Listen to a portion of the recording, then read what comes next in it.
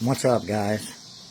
It's Mike here. So my goal today is to get this out of the car. So I've got the console out already, got my stereo out, got my steering wheel off, got my clock spring off, got all my temperature controls and all that shit, dash, odometer, cluster, instrument cluster and stuff, got it all out.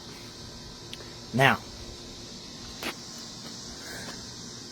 if I told you this was easy, I'd be lying.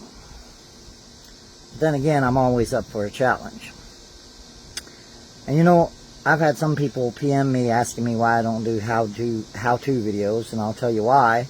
It's because the only thing I'm going to be teaching you in that video is how to cuss, how to break shit, and how to spend money replacing the shit you broke. That's about it. Now, thankfully, I haven't broke anything yet. I've come close, but like on my dash here, I was trying to pry it around and I got my skin off of here, but I can hot glue that. It's not a big concern. So, definitely a pain in the ass. Is it going to be worth it in the end? Well, I hope so.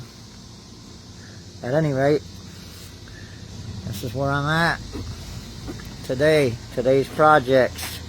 Goals. Got goals, people.